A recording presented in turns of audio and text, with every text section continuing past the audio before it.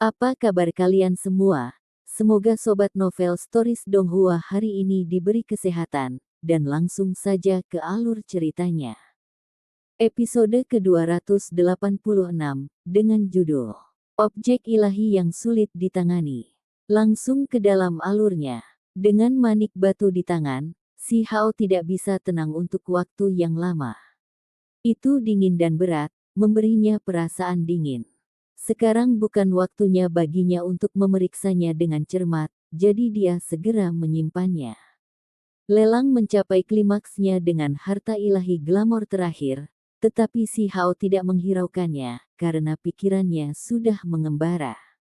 Dia hanya tahu bahwa gadis Heavenly Fox dan wanita bercadar bersaing satu sama lain hingga saat terakhir, dan tidak repot-repot mengikuti siapa yang memenangkan tawaran terakhir. Begitu pelelangan selesai, dia berdiri untuk pergi. Dia telah memperoleh cukup banyak hal baik kali ini dan membutuhkan waktu untuk menggunakannya secara perlahan. Adik, harap tunggu sebentar. Pangeran Ninetin berbicara. Dia masih dengan bijaksana mengungkapkan minatnya untuk membeli patung hitam itu. Matanya dengan penuh perhatian tertuju pada si Hao. Maaf, tapi benda ini benar-benar tidak untuk dijual. Saya perlu mempelajarinya sendiri. Si Hao menggelengkan kepalanya dan menolak. Di sampingnya, wanita berkerudung itu mengeluarkan aroma yang menyenangkan. Kabut menutupi matanya, memberinya daya tarik yang kabur. Bibir cerinya bergerak sedikit. Tidak apa-apa. Seorang bangsawan tidak merebut favorit orang lain. Petik 2. Dia tersenyum. Meskipun ada selubung tipis yang memisahkan mereka, pesonanya yang cerah dan indah sepertinya telah menembusnya. Matanya sangat cerdas saat dia melihat si Hao. Dia mengundangnya ke pesta. Si Hao tidak ingin pergi pada awalnya, tetapi setelah mendengar bahwa itu adalah pertemuan yang akan dihadiri oleh para elit dan orang-orang berbakat dari semua klan, dia menjadi tergoda. Dia ingin mencari tahu orang seperti apa yang akan dia lihat di sana. Semua orang telah belajar di luar negeri selama bertahun-tahun. Bahkan mereka yang tersisa di ibu kota tetap mengasingkan diri. Ini adalah kesempatan langka, tambah Pangeran Ninetin. Tak perlu dikatakan, ini bukanlah pertemuan biasa. Para pesertanya adalah keturunan dari keluarga bangsawan atau elit dari semua kekuatan. Bahkan beberapa makhluk hebat dari pegunungan Archaik Divine akan ada di sana. Kamu harus datang. Saat itu, saudari ini juga akan pergi. Bagaimana kalau kita pergi bersama? Gelombang keharuman mengikuti pintu masuk gadis klan rubah. Mata Vividinya begitu memikat sehingga seolah-olah bisa mencuri jiwa seseorang. Pangeran 19 berhenti berbicara sekaligus, karena dia sangat ketakutan terhadap gadis rubah surgawi. Dia tahu betul betapa menakutkannya organisasinya. Latar belakangnya seperti arus deras yang bisa dengan mudah membanjiri tanah terlantar. Wanita berkerudung itu mengangguk ke arah gadis klan rubah dan hendak pergi.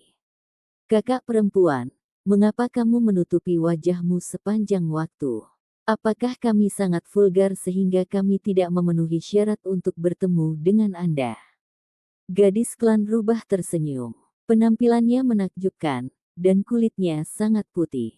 Dia menghembuskan nafas ke arah cadar saat dia bergerak dengan cekatan ke depan untuk melepaskan cadar. Dengan lambaian tangannya yang cantik, simbol berputar-putar. Wanita berkerudung itu mengangkat tangan kanannya, dan simbol gemilang muncul seperti cahaya spiritual.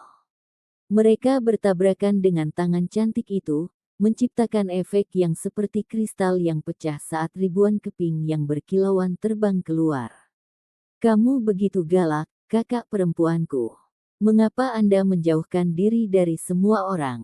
Maukah kau menyapaku? Gadis Heavenly Fox terkikik. Jari-jarinya yang cantik tidak berhenti saat dia berbicara. Simbol warna-warni mekar satu demi satu seperti bunga ilahi dan terus-menerus melewati jari-jari wanita berkerudung, menciptakan cahaya indah yang menyilaukan. Tidak ada ledakan yang mencolok atau fluktuasi yang menakutkan, hanya riak suara yang indah. Seolah-olah sebuah batu dilepaskan ke dalam danau dewa, membentuk riak kecil. Si Hao menyaksikan dengan heran. Kekuatan kedua wanita ini berada di luar pemahamannya. Pertarungan tangan ke tangan singkat dan tabrakan diam-diam lebih hebat dari apapun yang dia saksikan. Dia menyadari betapa kritisnya situasinya sekarang, dan hidup atau mati bisa diputuskan dalam sekejap mata. Jangan panggil aku, kakak perempuan, aku mungkin tidak lebih tua darimu. Wanita berkerudung itu berkata saat dia melakukan serangan terakhirnya. Dia kemudian mundur seperti angin sepoi-sepoi, secepat kelopak yang berkilau menari tertiup angin. Apakah begitu? Mengapa saya merasa seperti saya yang lebih muda di sini? Saya masih agak muda. Gadis Heavenly Fox berhenti menggerakkan tangannya yang cantik dan pergi juga. Dalam serangan terakhir, tabrakan antara keduanya menciptakan gerakan bergelombang yang cukup kuat untuk menghancurkan artefak berharga. Kerudung itu akhirnya terangkat, memperlihatkan setengah dari wajah yang cerah dan berkilau. Keindahannya begitu menakjubkan sehingga para pembudidaya muda di dekatnya semua menatap dengan wajah tercengang. Dia benar-benar peri, seru seseorang. Kontras antara keduanya sangat mencolok. Yang satu sama menawannya dengan rubah, sedangkan yang satu lagi cekatan dan luar biasa. Kakak perempuan, kamu sangat serius dan tidak menyenangkan sama sekali. Sampai jumpa di pertemuan itu dan membantumu menemukan seorang suami, Kiki. Gadis licik itu mundur dengan cepat. Dia melirik si Hao dalam perjalanan keluar dan bertanya, adik kecil, bagaimana kalau membawanya sebagai istrimu? Si Hao menggaruk kepalanya dan membuat wajah polos. Kalian berdua baik-baik saja.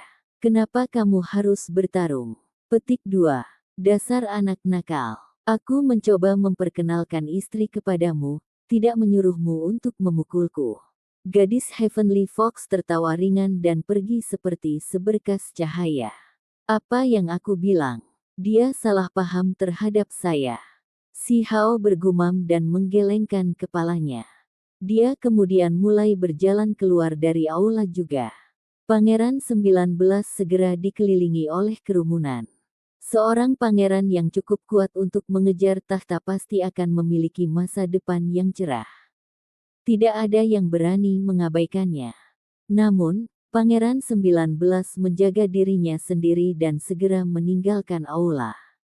Dia berjalan di depan dan memimpin wanita berkerudung itu ke atas kereta emas. Wanita itu mungkin dari luar daerah terlantar. Saya mendengar bahwa dia berada di pengadilan untuk menemui kaisar belum lama ini, dan bahwa mereka berbicara cukup lama. Petik 2. Latar belakang gadis Heavenly Fox juga luar biasa. Dia mewakili organisasi yang sangat kuat dan juga telah bertemu dengan kaisar, di mana beberapa rahasia surgawi terungkap. Petik 2. Beberapa bangsawan bergumam di antara mereka sendiri dengan ekspresi muram. Mereka menyadari bahwa itu akan segera menjadi kacau dan sesuatu yang besar sedang terjadi. Si Hao kembali ke tempat tinggalnya, yang merupakan penginapan terkenal. Itu adalah tempat tinggal yang luas dengan taman di sudut terdalam yang bisa memberikan kedamaian bagi para tamu terpentingnya. Kamar si Hao diatur di tempat yang bagus. Dia memiliki halaman terpisah untuk dirinya sendiri, yang berisi jembatan kecil dan air yang mengalir, serta bebatuan dan air mancur. Lingkungan sekitarnya sangat menarik. Dia duduk dan bermeditasi sebentar setelah dia kembali. Dia dengan hati-hati mengamati gerakan di sekitarnya dengan hati-hati. Tidak ada yang terjadi malam itu, tapi dia tetap waspada. Dia tidak terlalu khawatir. Jika yang terburuk pernah terjadi, dia akan memanggil pagoda kecil itu dan membiarkannya melepaskan kekuatan mematikannya. Dia tidak akan membiarkan sesuatu terjadi pada apa yang dia peroleh dari pelelangan, karena itu terlalu penting. Pada kenyataannya, kecemasannya tidak perlu. Apa yang dia peroleh bukanlah harta ilahi bagi orang lain. Selain barang-barang terakhir dalam pelelangan, barang-barang lain tidak terlalu berharga di ibu kota. Untungnya, mereka tidak tahu apa-apa tentang tubuh berlapis emas yang tidak bisa dihancurkan, dan bahkan lebih sedikit lagi tentang nilai manik-manik batu ini, kata si Hao pada dirinya sendiri dan menghela napas lega. Setelah orang-orang di rumah lelang meyakinkannya bahwa tidak ada yang berani membuat masalah di ibu kota, dia menjadi sedikit lebih lega dan mulai memeriksa inventarisnya dan mempersiapkan proses penyempurnaan. Potongan tulang putih tembus pandang itu kecil dan tidak lengkap, dan sebagian pasti hilang. Si Hao berusaha semaksimal mungkin untuk mempelajarinya secara menyeluruh, tetapi dia masih tidak dapat menemukan hubungan apapun dengan catatan primordial sejati. Tidak ada teks sama sekali. Dia tidak bisa membantu tetapi beralih ke pagoda kecil, yang kemudian mengatakan kepadanya bahwa itu bukan keseluruhan bagian. Dia akan membutuhkan semua bagian untuk mengungkap rahasianya. Sai, aku harus menyimpannya sekarang. Cepat atau lambat, saya akan menemukan rahasia besar itu. Sepertinya ada lebih dari satu True Primordial Records. Si Hao pasrah dengan situasi saat ini. Dia kemudian mengeluarkan simbol penarikan dan mempelajarinya dengan cermat. Artefak magis kuno ini masih utuh dan dapat digunakan setidaknya 10 kali. Bisakah tubuh berlapis emas yang tidak bisa dihancurkan ini sama misterius dan kuatnya seperti di legenda? Dia mengeluarkan patung hitam seukuran kepalan tangan dan mengetuknya, menghasilkan suara logam yang jelas dan menusuk. Patung hitam itu retak di banyak tempat dan tampak seperti boneka compang camping. Namun, setelah melihat lebih dekat, dia melihat bahwa beberapa bagian dari bahan yang berbeda, yang diperbaiki di lain waktu. Si Hao mulai mengupasnya dengan hati-hati. Prosesnya jelas sangat sulit. Dia akhirnya menggunakan pedang patah, yang masih tidak membuatnya lebih mudah. Teknik penyempurnaan zaman kuno terlalu kuat. Pada akhirnya, pagoda kecil itu membantunya dan melepaskan lapisan luar dari patung hitam itu, mengungkapkan bentuk aslinya. Setelah menghilangkan bahan yang berlebihan, warna patung hitam berubah lebih dalam dan lebih suram. Sekarang terlihat lebih rusak dari sebelumnya. Beberapa bagiannya jatuh, membuatnya hampir tidak lengkap. Si Hao menenangkan pikirannya, dan kesadarannya memasuki patung hitam itu. Dengan suara weng, patung itu menyala sekaligus dan melayang di udara. Energi ilahi mulai menyebar darinya. Tak lama kemudian, itu mulai memancar seperti matahari hitam kecil. Lingkaran cahaya berharga memancar darinya, naik secara berurutan sebelum melebur menjadi si Hao. Patung hitam itu membesar dan dikombinasikan dengan darah dan daging si Hao. Sepertinya dia mengenakan baju besi hitam keemasan, memberinya tampilan terkuat dan aura yang luar biasa. Aku secara langsung telah melampaui alam transformasi roh, ini terlalu menakutkan. Si Hao tercengang. Dalam sepersekian detik, kemampuan bertarungnya melebihi level aslinya dan meningkat secara signifikan. Aman untuk mengatakan bahwa kemampuan tubuh berlapis emas yang tidak bisa dipercaya begitu luar biasa sehingga setelah digabungkan dengan tubuh fisik seseorang, itu bisa membuat kemampuan bertarung seseorang melambung dan menembus batas seseorang. Transformasi itu seperti mengubah manusia fana menjadi dewa. Mengikuti saran dari pagoda kecil, dia tidak melakukan upaya lebih lanjut dan berhenti meningkatkan kemampuan bertarungnya ke tingkat yang lebih tinggi. Dia takut membawa lebih banyak kerusakan pada tubuh berlapis emas yang sudah rusak. Tunggu sampai bahan yang benar-benar cocok ditemukan. Hanya dengan begitu ia dapat menjalani tahap pemulihan lain dan menampilkan kekuatan yang lebih besar. Petik 2.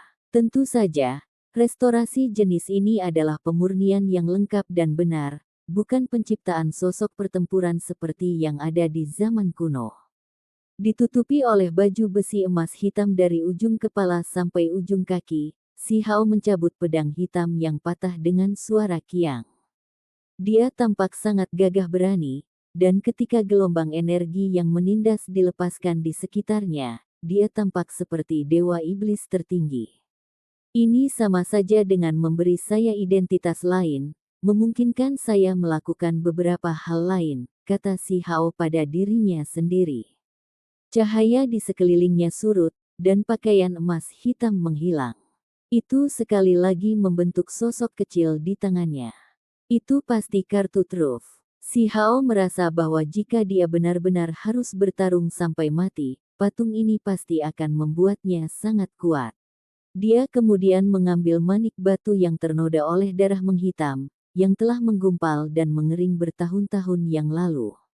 Menurut pagoda kecil itu, darahnya berasal dari dewa iblis. Si Hao membelah dan memotong dengan pedang yang patah. Suara metalik keluar, dan bunga api dikirim terbang. Dia berhasil menghilangkan goresan itu sedikit demi sedikit dengan susah payah. Spiritualitas darah dewa iblis telah lama memudar, dan tidak ada efek medis yang tersisa setelah membeku. Itu masih sangat sulit, bagaimanapun, yang sangat mengejutkan si Hao. Betapa menakutkannya dewa iblis yang sebenarnya. Karena kikir batu terus-menerus dihapus, ukurannya mulai berkurang secara bertahap. Hampir saja, sedikit lebih jauh dan itu akan dihancurkan.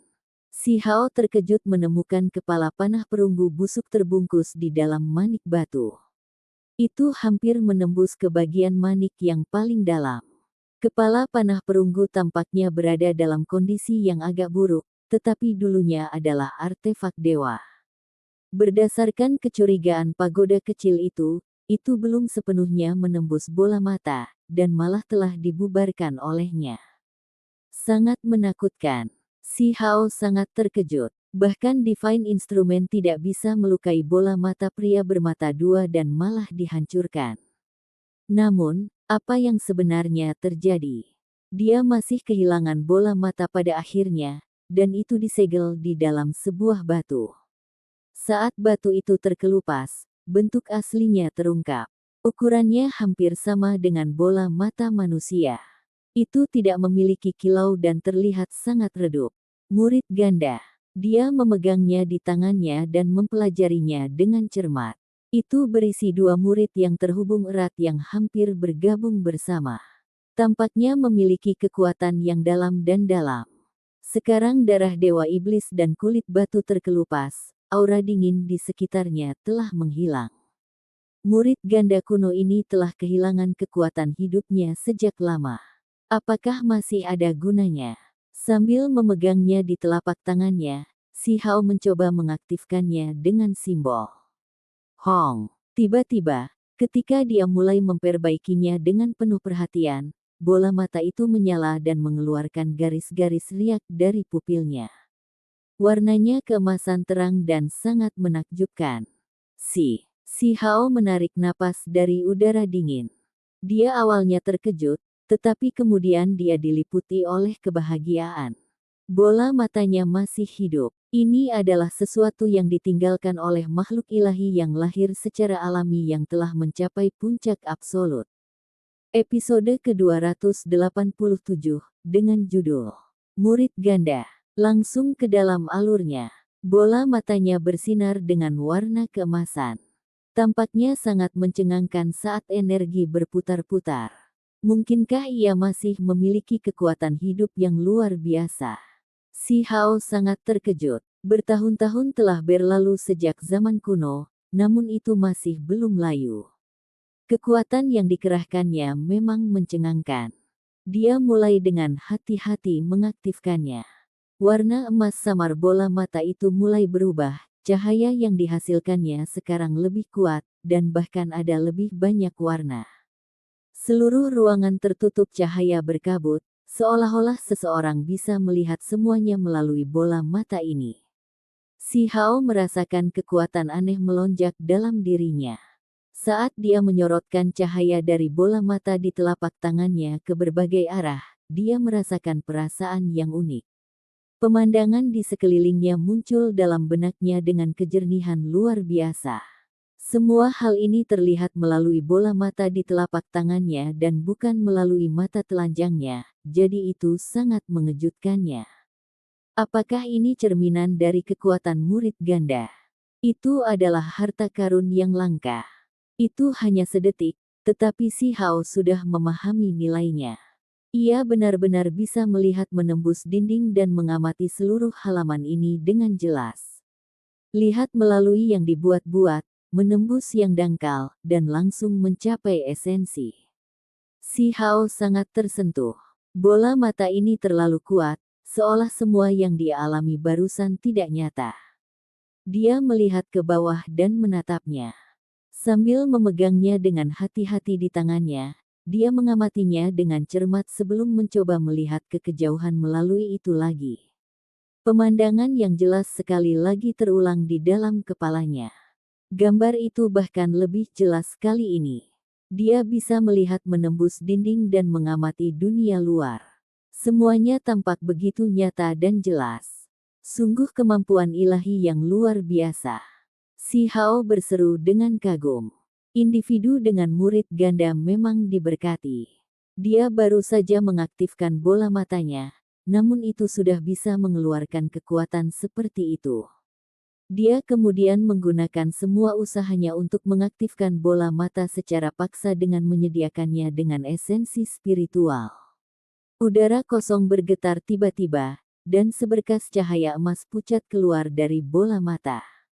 Itu menembus dinding. Si Hao terkejut, karena itu sangat mendadak. Untungnya, dia tidak menghadapi murid itu sendiri, atau dia akan berada dalam bahaya. Dia mengarahkan ke kepala panah perunggu dan mengaktifkan bola mata lagi. Dengan suara metalik, dua pupil menyala dan sinar emas pucat berubah menjadi keemasan sepenuhnya. Itu menghancurkan kepala panah, mengubahnya menjadi debu. Itu luar biasa. Sekilas pandang dari murid bisa menghancurkan artefak berharga. Si Hao agak kagum. Bola mata telah dipisahkan dari dewa yang lahir alami dan hanya diaktifkan di tangannya, namun masih bisa menggunakan kekuatan seperti itu. Betapa menakutkannya awalnya. Dia bisa membayangkan bagaimana dewa lahir alami berdiri di atas dunia dan memerintah semua ahli lainnya. Ketika dia membuka matanya, seberkas cahaya keemasan akan melonjak, menghancurkan artefak surgawi dan menyapu semuanya. Orang bisa membayangkan seperti apa pemandangan seperti ini, dengan terbukanya dua pupil, garis demi garis cahaya akan menembus langit dan bumi dan menghancurkan artefak berharga di sekitarnya. Puluhan ribu ahli akan terbunuh, hanya pikiran itu yang sudah menakutkan. Si Hao membaliknya berulang-ulang di tangannya dan memperhatikan bahwa selama bola mata tidak diaktifkan, itu akan tampak redup dan tidak memiliki vitalitas. Hanya dengan memasukkan kekuatan hidup ke dalamnya, dia dapat menggunakan kekuatan seperti itu. Apakah itu telah berubah menjadi artefak yang berharga, atau apakah masih belum? Sepenuhnya layu. Apakah masih ada jejak kehidupan yang tersisa? Dia agak ragu. Masuk akal untuk mengasumsikan bahwa bola mata telah berubah menjadi artefak yang berharga. Bagaimanapun, itu sudah ada untuk waktu yang lama. Namun, murid ganda yang sebenarnya seharusnya tidak hanya memiliki fungsi-fungsi ini. Mungkin setelah disegel di dalam manik batu, itu diisolasi dari seluruh dunia. Hasilnya, tidak mengalami kerusakan selama bertahun-tahun, dan sumber kehidupannya tidak berkurang. Dia menyadari bahwa ini adalah kemungkinan. Ini karena menurut beberapa catatan kuno, pernah terjadi kejadian serupa. Jenis batu ini memiliki kualitas khusus yang dapat menyegel kehidupan dan mengisolasinya dari pengikisan langit dan bumi. Dia meraih pecahan batu itu. Semakin lama dia memandang mereka, semakin dia menganggap mereka sebagai semacam batu dewa, bukan benda biasa. Kalau tidak, bagaimana itu bisa ternoda oleh darah dewa iblis dan mengelilingi artefak kepala panah perunggu ilahi? Kalau begitu, seperti yang dilakukan naga banjir saat itu, jika aku memberi makan bola mata dengan esensi vital, itu mungkin hidup kembali. Si Hao berkata pada dirinya sendiri. Tahun itu, dia telah bertempur hebat di luar desa batu di daerah terlantar melawan terenggiling roh penjaga. Pihak lawan sudah mengalami cedera serius, karena berusaha menyehatkan artefak berharga yang ditinggalkan oleh leluhurnya di dalam dagingnya sendiri. Ini dilakukan sebagai upaya untuk menghidupkan kembali tulang berharga itu. Itu hanyalah objek yang menentang surga. Jika tersiar kabar bahwa dia memiliki bola mata dari makhluk ilahi yang lahir secara alami, para ahli yang perkasa dari ibu kota akan bertarung langsung untuk itu, dan banyak pesaing lain juga akan bergabung. Apa yang harus dia lakukan dengan itu? Si Hao merasa agak berkonflik, tetapi dia tidak mau menggunakan tubuhnya sendiri untuk memeliharanya. Dia masih merasa bahwa ini bukan miliknya, dan tidak cocok untuk menampung sesuatu yang asing seperti ini di dalam dirinya. Namun, bola matanya terlalu kuat. Jika dia mampu menghidupkannya kembali sepenuhnya dan membiarkannya mengerahkan semua kekuatannya yang luar biasa, hasilnya akan luar biasa. Apa yang harus saya lakukan? Memegang bola mata di telapak tangannya, dia mengerutkan kening dan mulai merenung. Haruskah dia mengganti bola matanya dengan itu? Itu tidak mungkin. Memasukkannya ke tengah dahinya tempat mata surgawi seharusnya muncul. Itu juga bukan ide yang bagus.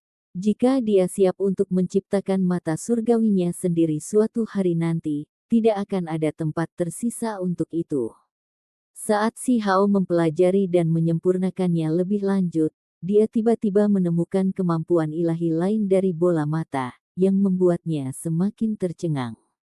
Dia bisa melihat di halaman seekor lebah mengepakkan sayapnya dengan frekuensi rendah. Semuanya sangat jelas. Kecepatannya diperlambat. Saya bisa mengamati semuanya dengan cermat. Si Hao tergerak. Dia hanya melihat adegan diam sebelumnya dan tidak terlalu memperhatikannya. Sekarang dia bisa melihat makhluk hidup seperti ini, itu memberinya perspektif yang sama sekali baru. Dia melihat sekeliling dengan hati-hati dan melihat seekor burung terbang melintasi langit. Awalnya bergegas lewat, tetapi dari dalam pandangan bola mata, hampir tampak seolah-olah itu perlahan dan tidak tergesa-gesa mengepakkan sayapnya di udara. Dia kemudian melihat melalui dinding dan ke halaman lain di mana beberapa orang berlatih seni bela diri. Gerakan mereka tampak sangat lambat, seolah-olah gerakan itu telah dipecah menjadi beberapa komponen di depan matanya.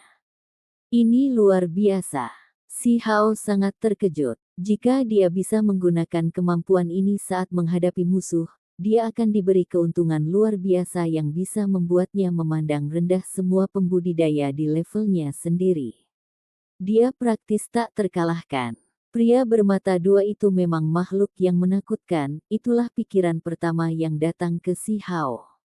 Dia tidak pernah memperlakukan seseorang dengan keseriusan seperti itu dalam hidupnya, karena ini terlalu berat.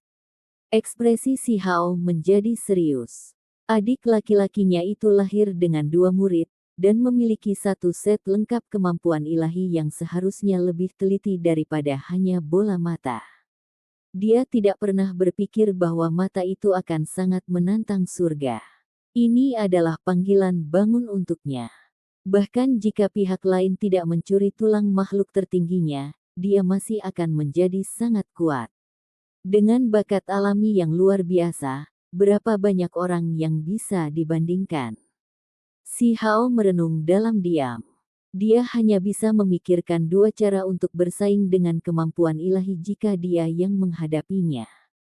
Salah satu metodenya adalah dengan memanfaatkan kecepatan ekstrim dari teknik berharga Kunpeng untuk melawan karakteristik dari murid dewa dengan meningkatkan teknik berharga tersebut ke kecepatan tertinggi. Cara lain adalah berpegang teguh pada prinsip fundamental. Dia akan tetap tinggal dan memanggil ke 10 lorong surgawi, menunjukkan kekuatan dari lorong surgawi kedagingannya. Ruang di sekitarnya kemudian akan dibatasi, menjebak lawannya. Apakah ada cara lain? Si Hao bertanya pada dirinya sendiri.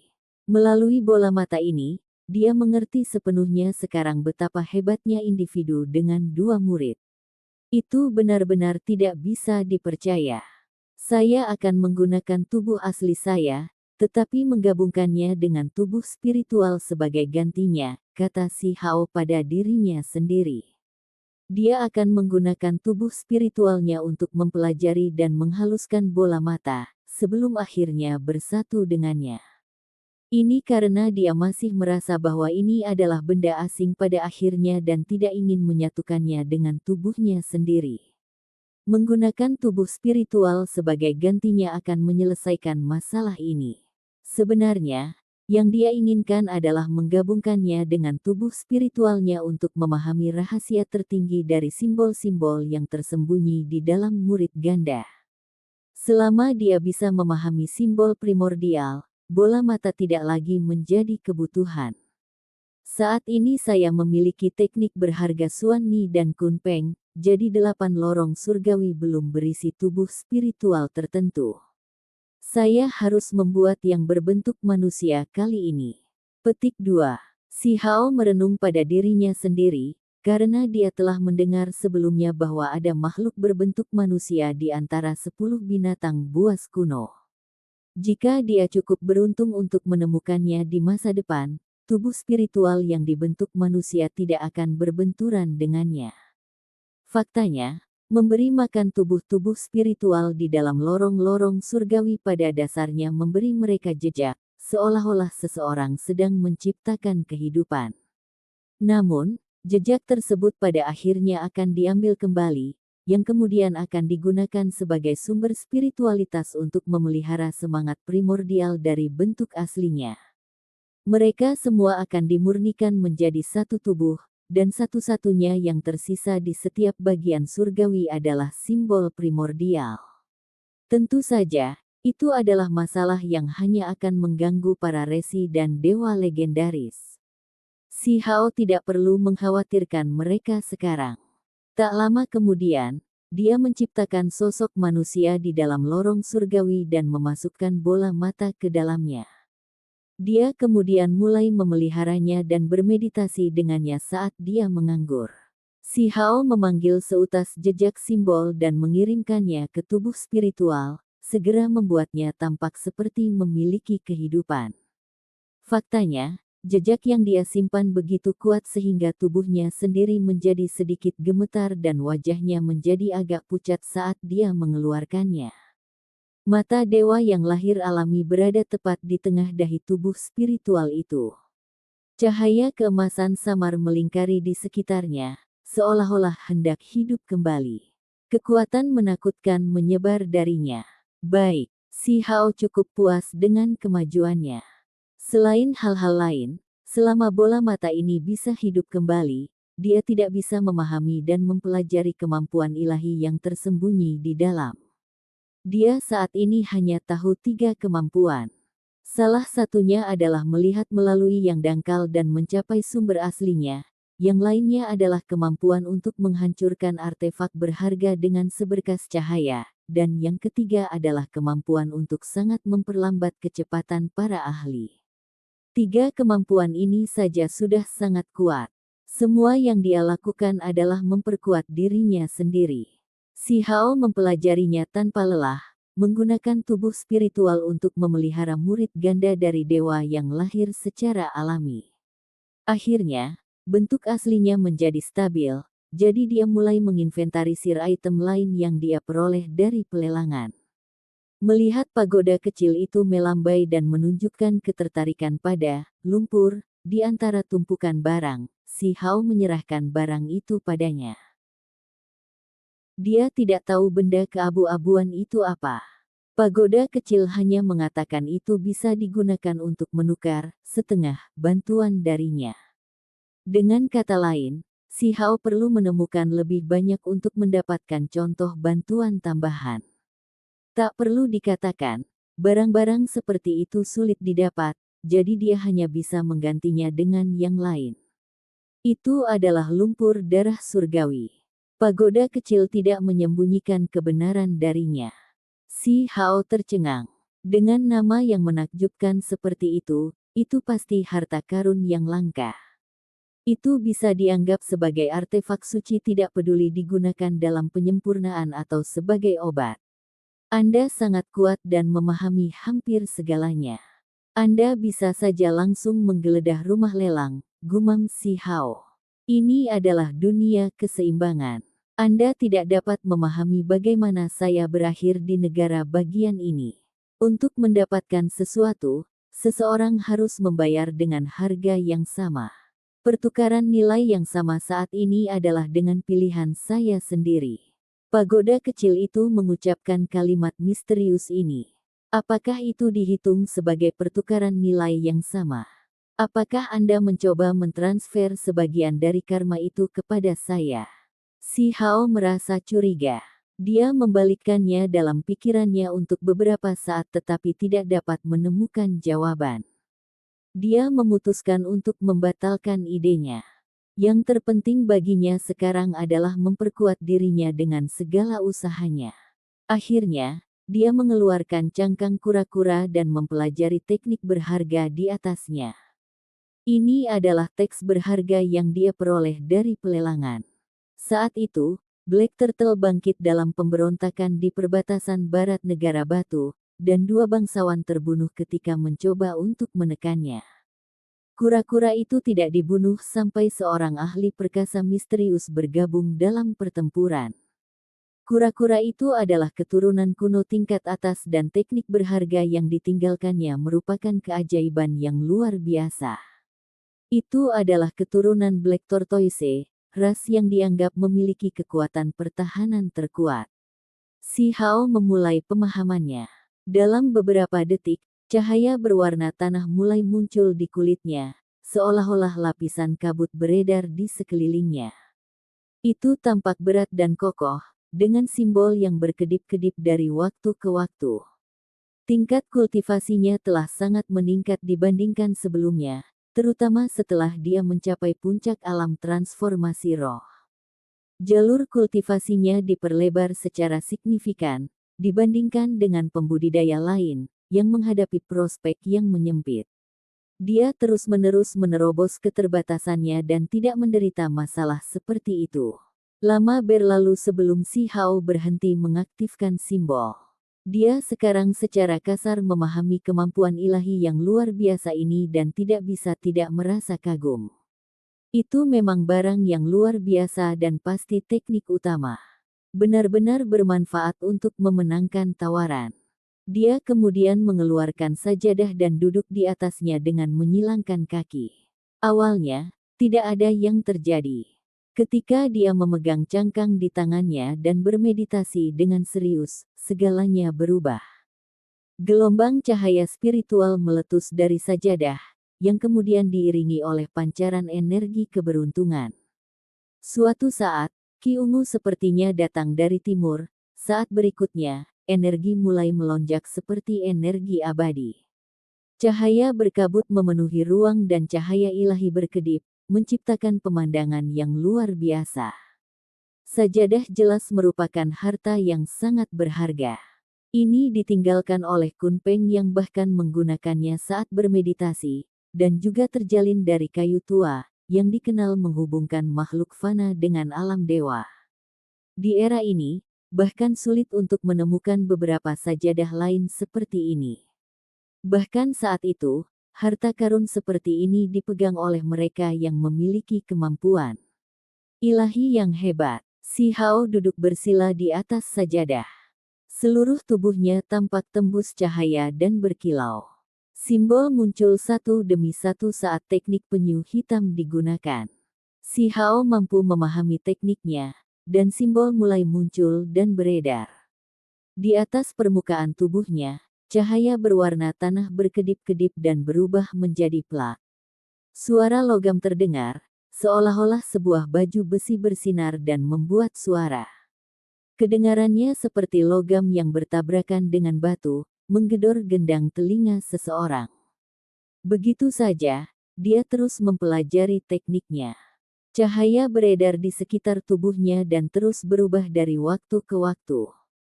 Garis-garis awan warna-warni meletus, memberinya penampilan yang misterius dan kuat. Akhirnya, warna tanah menghilang dan menjadi hitam. Simbol melonjak seperti gelombang pasang, membentuk Black Tortoise yang tidak jelas. Tubuhnya yang besar menjulang tinggi di udara. Selama beberapa hari berturut-turut, Si Hao membenamkan dirinya dalam keadaan yang menakjubkan.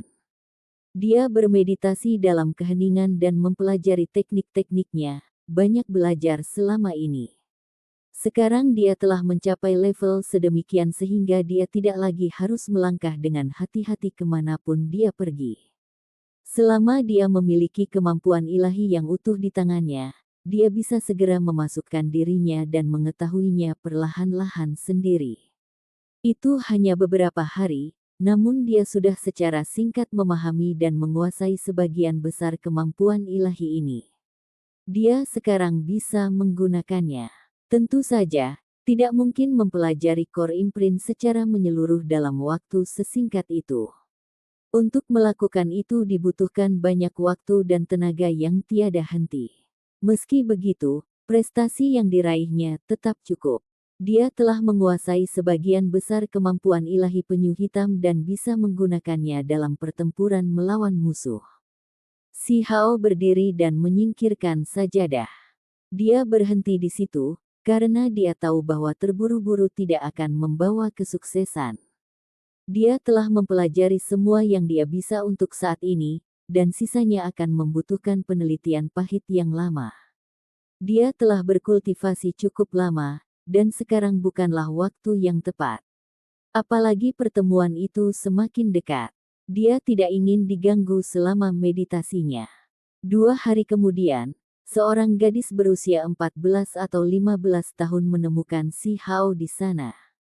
Dia sangat cantik dan memiliki beberapa ekor rubah bersalju di belakangnya. Dia berjalan dengan gerakan yang pelan, dan meskipun usianya masih muda, sudah ada pesona alami tentangnya. Nyonya telah mengundang Anda ke pertemuan itu. Gadis muda itu berkata sambil menyeringai. Mata besarnya menatapnya. Wanita saya berkata bahwa dia tidak menyukai peri murni dan ingin mencarikannya seorang suami. Apakah Anda cukup berani untuk mengambil peri itu jika wanita saya menjualnya kepada Anda? Petik 2. Apakah ada kesepakatan, beli satu dapat satu gratis? Wanita Anda juga terlihat bagus. Si Hao menjawab tanpa ragu-ragu, yang membuat gadis muda itu terdiam. Episode ke-288, dengan judul Penyakit yang Membutuhkan Perawatan. Langsung ke dalam alurnya. Ibu kota adalah tempat yang megah dan megah. Jalanan saling silang di seluruh kota, dan semua jalan utama diaspal dengan batu biru. Mereka lebih dari cukup lebar untuk beberapa kereta binatang perunggu berjalan berdampingan. Raungan binatang buas bisa terdengar dari waktu ke waktu di jalanan. Mereka berlari kencang, dengan gerbong yang menggelegar dan bergemuruh mengikuti di belakang mereka dengan gaya yang luar biasa. Orang-orang di sini sudah lama terbiasa dengan pemandangan seperti itu. Keturunan tuan dan bangsawan akan selalu memiliki binatang buas yang membuka jalan bagi mereka. Gerbong berharga mereka kemudian akan bergemuruh sambil tampak berkilau dan gagah. Berbagai topik bahkan muncul sebagai hasilnya, seperti keluarga mana yang memiliki kereta perunggu paling indah, atau yang binatang buasnya terlihat paling kuat. Topik-topik ini adalah topik yang populer di samping secangkir teh. Bisnis dan keluarga kaya pasti bisa membeli kereta perunggu mereka sendiri, tetapi binatang buas tidak bisa didapatkan oleh orang biasa. Akibatnya, mereka hanya bisa menggunakan hewan peliharaan untuk menarik gerobak mereka. Jalanan lebih sibuk dari sebelumnya hari ini, karena kereta perang yang ditarik oleh hewan buas yang sangat besar bergemuruh satu demi satu. Aura yang mereka keluarkan sama-sama jahat dan menakutkan. Pejalan kaki menjauh dari kereta dan tidak berani menimbulkan masalah. Mereka tahu pemiliknya semua adalah bangsawan yang tidak bisa mereka ganggu. Di salah satu jalan tersibuk di mana kereta perang perunggu atau bahkan emas terus-menerus diserbu, binatang buas mengaum di bawah sisik tebal mereka saat mereka bergerak ke arah yang sama. Apa yang sedang terjadi? Kenapa ada banyak gerbong? Mereka terlihat seperti kereta perang dari rumah bangsawan. Apakah terjadi sesuatu yang serius? Mengapa mereka semua berkumpul di sini? Apa yang mereka lakukan? Apa kamu belum dengar? Anggota berbakat dari Istana Bangsawan Besar dan keluarga bangsawan terkenal semuanya telah kembali beberapa hari terakhir ini untuk merayakan ulang tahun Kaisar Manusia. Mereka saat ini mengadakan pertemuan kecil sebelum itu. Petik 2. Para jenius itu telah menjauh dari ibu kota selama beberapa tahun, dan beberapa dari mereka adalah sahabat terbaik. Mereka yang menikmati keseruan pasti akan memanfaatkan kesempatan untuk berkumpul setelah sekian lama tidak bertemu teman lain. Petik 2. Tidak hanya itu, beberapa marga dan para jeniusnya tidak sepaham dengan orang dari klan lain. Dalam pertemuan seperti ini, setiap orang akan dibandingkan dengan orang lain, dan beberapa akan melangkah lebih jauh dengan memulai konfrontasi langsung. Pertemuan itu pasti akan riuh.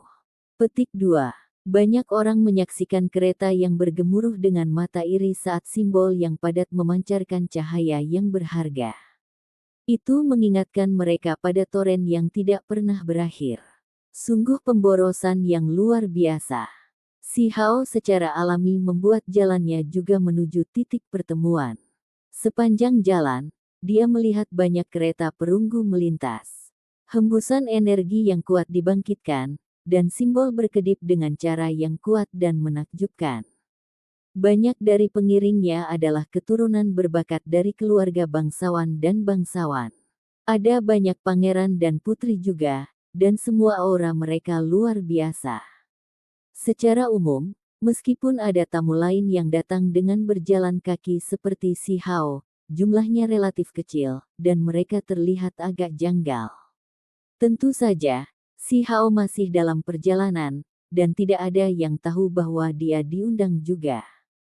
Greenwood Garden adalah tempat luas yang terletak di sudut barat laut ibu kota.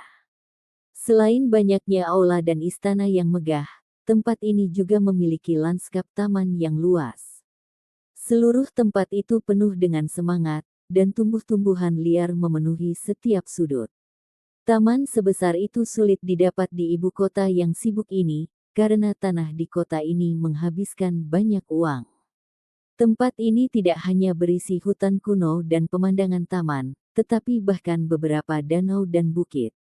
Cukup adil untuk mengatakan bahwa Greenwood Garden memiliki salah satu pemandangan terbaik di ibu kota. Banyak pertemuan besar akan menggunakan lokasi ini sebagai tempat mereka. Saat ini, para tamu keluar masuk secara konstan melalui gerbang batu besar di Greenwood Garden. Semakin banyak orang terus berdatangan, dan barisan kereta perunggu yang mereka datangi menunjukkan status superior mereka. Si Hao menggerutu di sepanjang jalan. Jaraknya terlalu jauh. Alasan utamanya adalah karena modalnya terlalu besar. Dia bergegas dari penginapan tanpa menggunakan teknik berharga atau teks tulang, jadi perjalanannya sangat lama. Meskipun dia sudah mengeluh cukup lama, dia masih belum mencapai tujuannya. Ada jalan panjang di depannya. Honglonglong. Sebuah kereta bergemuruh, ditarik oleh 6 binatang buas yang kuat dan kuno. Mereka adalah hewan yang tinggi dan kuat yang tampak gagah dan tegap. Tertutupi sisik tebal, mereka lewat dengan cara yang menekan. Hampir pada saat yang sama, kereta perak lain melesat, berjalan berdampingan dengan yang sebelumnya. Raungan yang memekakkan telinga terdengar dari binatang itu. Dengus dingin terdengar. Kedua kereta tiba-tiba bersatu, menyebabkan tabrakan yang mengerikan terjadi. Dengan suara hong, simbol meledak. Sinar cahaya bersinar, dan seolah-olah ada tepukan guntur. Kereta perak itu memiliki beberapa bagian yang goyah. Porosnya rusak, dan simbolnya rusak parah. Itu segera didorong ke samping. Kereta perunggu, di sisi lain, tetap utuh dan tidak terluka. Cahaya warna-warni yang menyengat yang mengelilinginya perlahan-lahan memudar saat terus bergerak. Sebuah suara terdengar dari dalam kereta. Kereta Lord Ziwei benar-benar tidak cukup bagus. Saya pikir ini perlu perbaikan besar. Petik 2. Tertawalah sesukamu sekarang, sampai jumpa di dalam Greenwood Garden. Seseorang dari kereta perak menjawab dengan mendengus. Jelas terlihat ada dendam di antara keduanya. Konfrontasi langsung telah pecah di antara keduanya sekarang, dan keduanya saling bertentangan dengan kekerasan yang sama. Jenis pemandangan ini cukup umum terjadi di sini, karena banyak pengiringnya tidak rukun. Mereka melihat satu sama lain sebagai pesaing. Konflik seperti ini masih relatif kecil. Di kejauhan, beberapa kereta terlihat di tanah, hancur total. Genangan darah yang besar mengindikasikan bahwa pertempuran berdarah telah terjadi di sini sebelumnya. Si Hao terkejut dan bertanya pada seseorang yang menuju ke arah yang sama, itu keterlaluan. Apakah tidak ada orang di sekitar sini yang menangani konflik ini? Petik 2. Salah satu orang yang lewat meliriknya dan berkata, kamu pasti baru di ibu kota dan tidak tahu tentang hal-hal ini. Mereka adalah keturunan bangsawan atau ahli muda perkasa di wilayah mereka. Mereka semua adalah orang-orang yang arogan dan pantang menyerah. Tak satu pun dari mereka akan mengakui bahwa ada orang lain yang lebih baik dari diri mereka sendiri. Insiden ini adalah pemandangan umum di sini yang tidak diperhatikan oleh siapapun. Petik 2. Negara batu didirikan dengan kekuatan bela diri, dan sikap berani serta tirani secara alami telah diturunkan dari generasi ke generasi. Bahkan, para bangsawan malah mendorong anak-anaknya untuk bersikap begitu mendominasi. Kaisar manusia sendiri telah mengungkapkan pendapatnya tentang masalah ini, menyatakan bahwa dia tidak ingin keturunannya menjadi lemah dan pengecut. Apalagi dalam gathering seperti ini yang jelas-jelas dikemas dengan perbandingan dan persaingan. Tidak ada yang akan terlalu peduli tentang pertumpahan darah, karena itu dianggap kejadian biasa. Saya suka itu. Si Hao mengangguk. Dia terbiasa dengan kehidupan tanpa beban di tanah terlantar yang besar dan kekangan yang paling membuatnya khawatir. Dia tidak akan terbelenggu oleh segala jenis batasan atau formalitas. Dari apa yang dia dengar barusan, pertemuan itu terdengar luar biasa. Ini akan menjadi acara yang tidak terkendali dan langsung.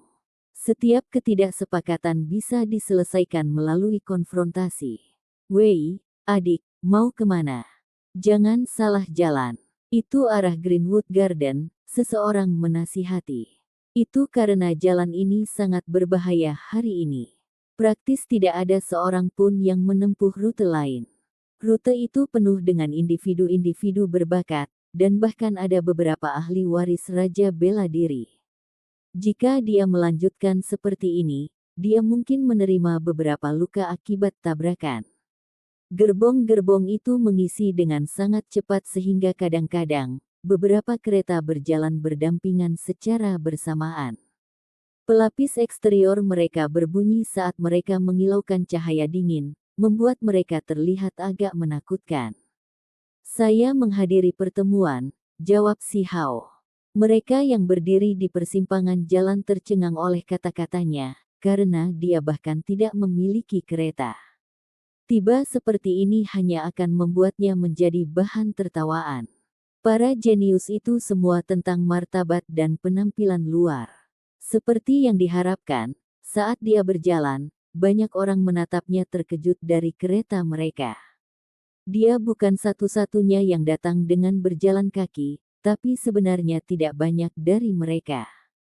Lihat, saudari, ada orang aneh lainnya. Apakah dia pikir dia adalah Tuan Lingbo muda, yang benar-benar kuat dan tak tertandingi? Keluarga orang itu benar-benar kuat, jadi apapun yang terjadi, dia tidak akan pernah datang dengan kereta, namun orang ini juga mencoba meniru dia. Petik 2. Saat kereta perak lewat, suara seorang gadis muda keluar. Tirai dibuka, menampakkan dua wajah cantik yang sedang berdiskusi dengan suara pelan. Si Hao sedikit kecewa dengan kata-katanya. Apa salahnya bersikap sedikit rendah hati? Hal serupa terjadi dengan kereta berikut, dengan orang-orang yang mengamatinya dengan tatapan aneh, membuatnya sangat kesal. Dia telah melakukan tindakan yang tidak bijaksana dan menjadi makhluk aneh yang sering dituding. Kiki, suara tawa lembut terdengar yang bisa memabukkan seseorang di tulang mereka. Kereta seorang kaisar melaju kencang. Itu cerah dan tembus cahaya dengan binatang keberuntungan menariknya. Gumpalan kabut menjulur keluar, membuatnya tampak kabur tapi kuat. Kamu sengaja berjalan ke sini hanya untuk menarik perhatian para gadis. Apakah Anda mencoba tampil beda? Langkah ini agak ketinggalan zaman, meskipun banyak yang sudah mencoba sebelumnya. Seorang gadis kecil melengkungkan bibirnya dan berbicara dari kereta. Ini tidak lain adalah rubah kecil itu. Pelatih berhenti dan keluarlah wajah gadis Heavenly Fox. Wajah putih pucatnya memiliki kecantikan yang bisa membuat seseorang terengah-engah. Dia memperhatikan si Hao dengan matanya yang cerah dan berkata, "Ayo, biarkan kakak perempuan memberimu tumpangan." "Tidak, terima kasih. Saya lebih suka berjalan." Si Hao langsung menolaknya. Nalurinya memberitahunya bahwa gadis Heavenly Fox ini sangat berbahaya dan kuat. Mempesona dan mempesona seperti yang dilihatnya, dia adalah seseorang yang tidak boleh dia ganggu. "Nona, Anda tidak tahu betapa buruknya dia.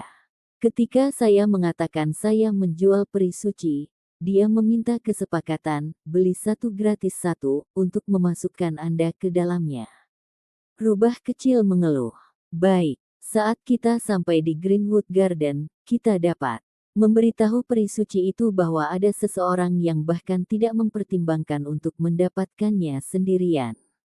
Gadis Heavenly Fox menjawab sambil tersenyum. Si Hao merasa sakit kepala dan menemukan gadis licik itu lebih sulit untuk dihadapi daripada yang dia duga. Jika dia bepergian bersamanya, dia pasti akan digunakan sebagai senjata melawan peri itu. Dia memutuskan untuk menjauh darinya. "Kamu tidak ingin tumpangan. Lalu kami pergi tanpamu." Gadis licik itu terkekeh. Tubuh cantiknya bergerak sedikit dengan cara yang mempesona. Saat gerbong bergerak menjauh, si Hao mengusap hidungnya. Dia menyadari bahwa wanita itu sulit untuk dihadapi dan berharap dia tidak akan melibatkannya dalam rencananya. Jika dia berhasil membangkitkan sesuatu, dia bisa mendapat banyak masalah. "Minggir!" Teriakan datang dari belakangnya saat suara kuku yang memekakkan telinga mendekat. Sebuah kereta yang ditarik oleh 8 binatang buas melesat dengan ganas, dan bersama dengan itu muncul aura paling ganas dan bermusuhan. Si Hao tidak bisa berkata-kata. Dia sudah berada di tepi jalan dan tidak menghalangi jalan, namun mereka masih berteriak. Bukankah ini terlalu sombong?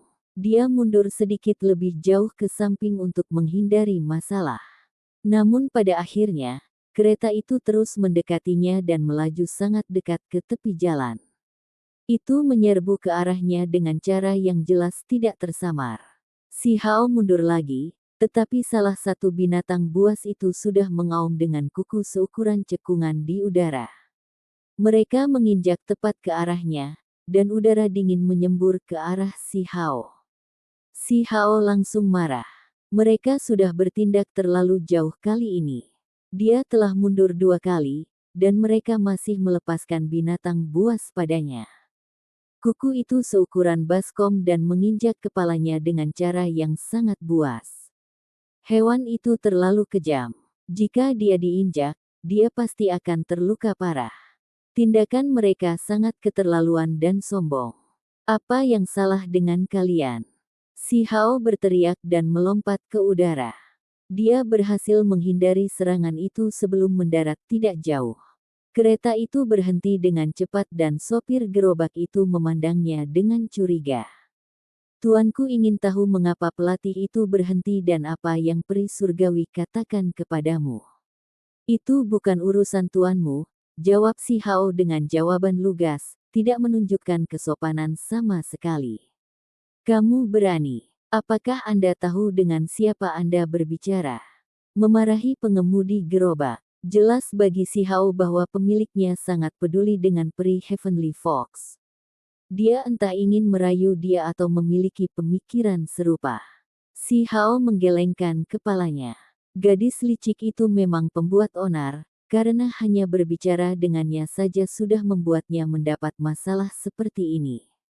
Saya mengajukan pertanyaan. Apa kau tidak mendengarku? Melihat bahwa pengemudi gerobak gagal mengintimidasi si Hao, Master di dalam berbicara sekarang. Ada beberapa orang di dalam kereta itu. Mereka akan pergi ke pertemuan bersama dan tidak satupun dari mereka adalah orang biasa. Mereka semua adalah remaja seusia. Apakah kalian semua sakit kepala? Anda membutuhkan perawatan. Si Hao menatap lurus ke depan dan berbicara dengan cara yang keras. Kamu ingin mati. Pengemudi gerobak itu mengangkat cambuknya dan mencambuk si Hao dengan kasar. Dia sebenarnya cukup kuat, dan serangkaian simbol menyapu udara menuju wajah si Hao. Namun, dia tidak tahu orang macam apa si Hao itu. Bocah jahat itu tidak akan pernah dimanfaatkan. Si Hao terbang di udara dan mematahkan cambuk menjadi dua dengan satu tendangan. Kaki satunya mendarat di wajah pengemudi kereta, yang membuat pria itu terbang menjauh selama lebih dari 10 zang. Gigi dimuntahkan dari mulutnya saat dia berteriak di udara. Si Hao tidak mengerahkan kekuatan penuhnya, karena kepala pria itu akan meledak. Meski begitu, tulang pipinya masih remuk.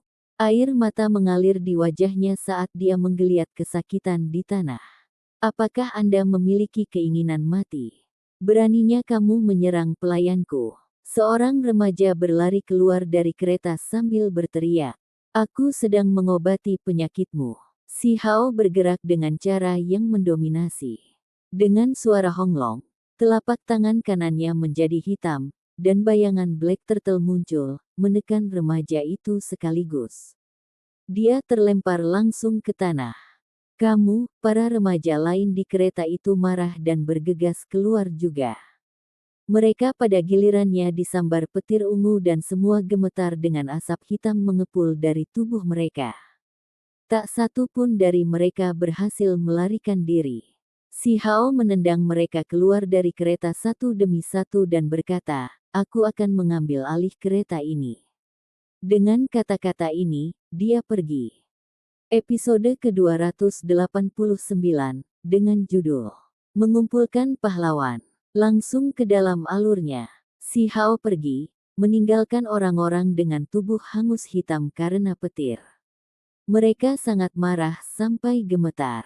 Mereka tidak pernah berpikir bahwa mereka akan bertemu dengan individu yang begitu mendominasi. Mereka dipukuli dengan cara yang sederhana dan langsung, dan kereta mereka dicuri begitu saja. Bagi orang-orang ini hanyalah rasa malu dan penghinaan yang luar biasa.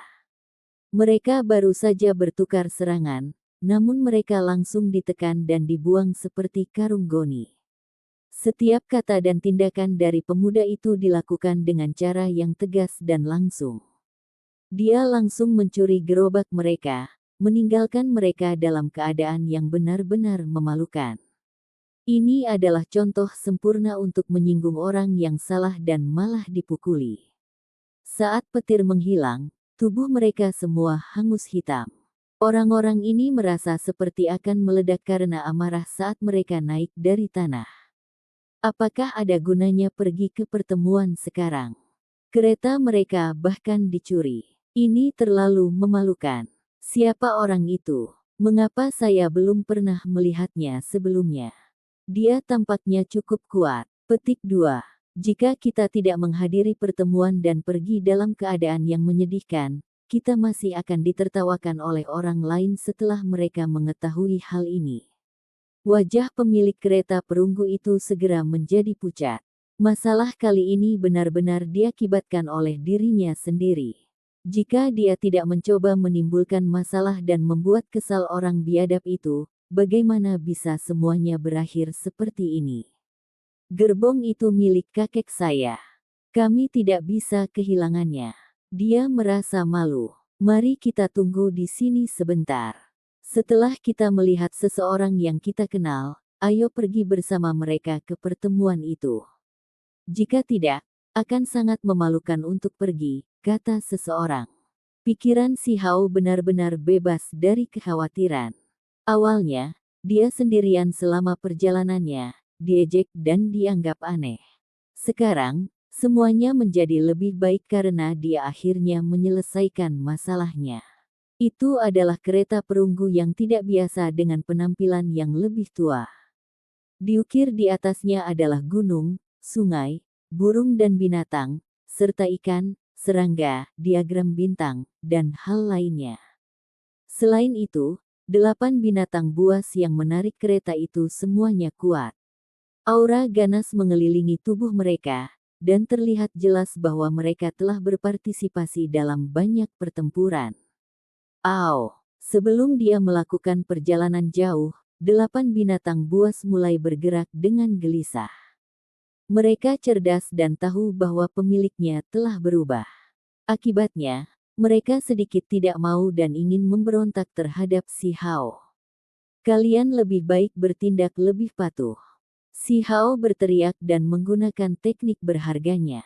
Seorang Golden Winged Peng muncul dan memandangi mereka dari langit. Gelombang energi yang menindas melewati mereka, dan 8 binatang buas segera gemetar, tidak lagi berani memberontak. Aura menakutkan telah turun, sejenis penindasan alami. Si Hao tidak menampilkan teknik berharga Kunpeng yang sebenarnya dan hanya menggunakan teknik berharga yang rusak. Jika tidak, dia takut orang lain akan melihat dan membawa bencana yang mutlak bagi dirinya. Dia tiba di Greenwood Garden, dan yang bertemu dengannya adalah sepasang gerbang batu yang menjulang tinggi. Mereka sangat luas dan sangat besar, seperti 2 gunung kecil. Saat ini, mereka sudah terbuka lebar, dan kereta perang masuk satu demi satu. Ini kereta perang Lord Lingyun. Sepertinya tuan muda mereka telah tiba. Seseorang mulai merekam ini. Namun, ketika si Hao menyapa orang-orang di depan gerbang batu dengan senyum lebar di wajahnya, orang-orang yang bertanggung jawab atas pendaftaran merasa wajah mereka menjadi kaku. Ini, sepertinya tidak benar. Saudara-saudara itu meminjamkan kereta mereka kepadaku. Si Hao mulai mengobrol saat dia menyapa mereka. Dia mengemudikan kereta ke taman. Greenwood Garden sangat luas, dan ada cukup ruang untuk memarkir kereta. Area di depan lebih dibatasi, dengan sejumlah besar binatang buas yang menjaga area tersebut. Namun, mereka semua damai dan tidak mengaum. Ini karena mereka cerdas. Pemiliknya sudah menginstruksikan mereka sebelumnya untuk tidak membuat kebisingan. Si Hao memperhatikan bahwa tempat ini sama sekali tidak kekurangan kereta perang yang kuat. Mereka semua merasa seperti teknik berharga yang kuat, terutama yang memiliki keturunan kuno yang menarik kereta. Begitu keturunannya dewasa, mereka pasti bisa mengabaikan suatu wilayah. Namun kereta perang itu semuanya memiliki keturunan tingkat atas yang menarik kereta. Orang bisa membayangkan seperti apa tuan kereta itu. Itu gerbong War King. Itu kereta perang dari raja yang sangat kuat. Dari apa yang dia dengar dari diskusi, si Hao mengetahui bahwa ini semua adalah generasi muda yang berusaha membuat diri mereka terlihat lebih baik. Mereka meminjam kereta perang kakek mereka dan menungganginya, karena tidak mungkin keturunan kuno yang dewasa ini akan mematuhinya. Liu Han, kamu juga baru saja tiba. Sebuah suara terdengar begitu si Hao menghentikan kereta. Dia berbalik dan melihat kereta perang melaju kencang. Seorang individu muda mengungkapkan dirinya. Yi, kamu, dia terkejut. Dia mengenali gerbong itu, tetapi memperhatikan bahwa orang di atasnya tidak cocok. Anak muda itu seumuran dengan si Hao. Dia mengenakan pakaian naga banjir emas, seolah-olah dia adalah seorang pangeran. Matanya berkedip dengan cahaya, memiliki semacam ketidaktahuan saat dia memeriksa Si Hao. Apa yang sedang terjadi? Bukankah ini gerbong Lord Lingyun? Mengapa itu ada di tanganmu? Anak muda itu bertanya dengan nada menindas. Oh, mereka meminjamkannya padaku. Aku akan mengembalikannya nanti. Si Hao menjawab dan tertawa dengan ramah sebelum pergi. Greenwood Garden sangat luas. Si Hao mengikuti sepanjang gang dan melewati hutan kuno. Dia mengikuti beberapa pemuda yang tampak lebih luar biasa dan memasuki kedalaman taman. Ketika dia mencapai daerah ini, dia melihat bahwa pepohonan menjadi lebih jarang. Padang rumput yang luas dan danau muncul di hadapannya. Warnanya biru tua dan jernih, seperti batu permata besar yang terbentang. Ada banyak orang di sini, dan mereka semua adalah talenta muda yang luar biasa mulai dari 10 hingga lebih tua dari 20. Setiap orang tidak biasa, dan jelas bahwa mereka bukan orang normal. Ada beberapa yang bahkan lebih cemerlang dan menjanjikan dengan aura yang mencengangkan. Si Hao memperhatikan beberapa individu yang sangat kuat, bahkan mengejutkannya. Mereka tidak terlihat seperti manusia. Tatapan laki-laki seperti kilatan es petir, dan perempuan lebih indah dari bunga. Wow, Putri 16 telah tiba. Dia adalah mutiara cemerlang ibu kota. Siapakah pria yang berjalan bersamanya? Petik 2. Dia jelas berasal dari latar belakang yang luar biasa. Itu pasti ahli yang luar biasa. Berhati-hatilah untuk tidak berbicara omong kosong. Petik 2. Di kejauhan, ada sosok dengan energi yang naik dalam bentuk spiral, dan gaun pertempuran emasnya melayang ke sana kemari. Tubuh Putri 16 sangat memikat. Di sampingnya adalah seorang pria berambut merah dengan temperamen yang luar biasa. Segera setelah itu, wanita lain yang sangat cantik muncul. Dia menarik perhatian semua orang, dan banyak orang berkumpul di sekitarnya. Itu adalah adik perempuan Lord Huntian.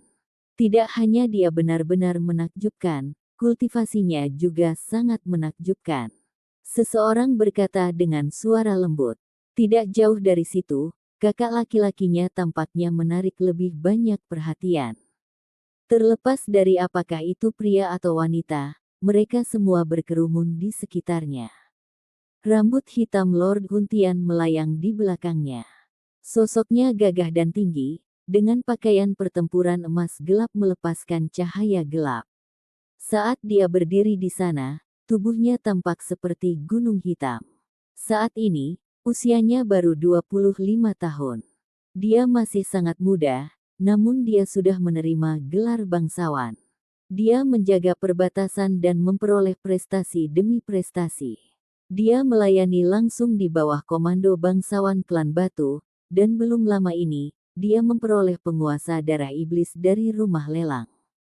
Lord Huntian heroik dan pantang menyerah di medan perang, tetapi dalam kehidupan nyata, dia berpikiran terbuka dan tertawa terbahak-bahak tanpa hambatan apapun. Lengan kirinya melingkari pinggang seorang wanita cantik.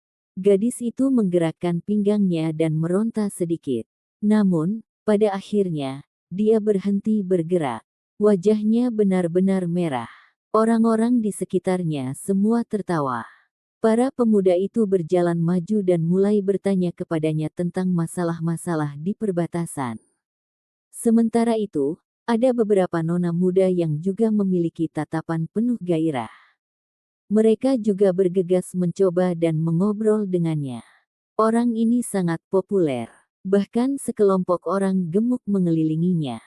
Si Hao bergumam dengan suara lembut. Ketika orang-orang di sekitarnya mendengar ini, terlepas dari apakah mereka pria atau wanita, mereka semua menjadi membatu. Gendut, apakah orang-orang di sekitar Lord Huntian begitu gemuk? Kenapa mereka tidak berpikir begitu? Gadis-gadis itu semuanya anggun, dan hanya area tertentu yang lebih penuh. Yi, bahkan orang yang pergi ke Little Western Paradise itu kembali. Tidak jauh dari situ, ada orang yang mengatakan ini dengan kaget. Ini menciptakan sedikit keributan, dan banyak orang pergi ke arah itu untuk melihatnya. Ini adalah seorang pangeran muda. Senyumannya sangat cemerlang, dan di sampingnya ada banyak wanita cantik.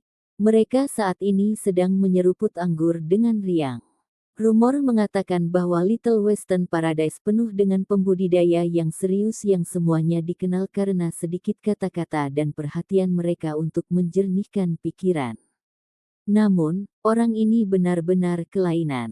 Setiap kali dia kembali, dia akan selalu membuang semua pengekangan dan memiliki gadis di sekelilingnya, kata seseorang dengan suara lembut. Namun, tidak ada yang berani meremehkan individu yang bernama Lee Baiding ini. Itu karena dia dikabarkan telah menerima sepenuhnya warisan Little Western Paradise. Kekuatannya luar biasa dan tak tertandingi, dengan tidak ada seorang pun yang berusia di bawah 20 tahun di dalam ibu kota yang mampu menandinginya. Jika bukan karena Yi terlalu luar biasa, pewaris mulia Lee Baiding pasti akan tampil lebih mempesona. Meskipun bukan itu masalahnya, yang lain masih memperhatikannya. Tepat pada saat itu, suara lembut seorang gadis mulai memarahi dengan amarah. Lee Baiding, kamu mengecewakanku. Aku akan memutuskan pertunangan kita. Petik 2. Semua orang melihat dengan kaget.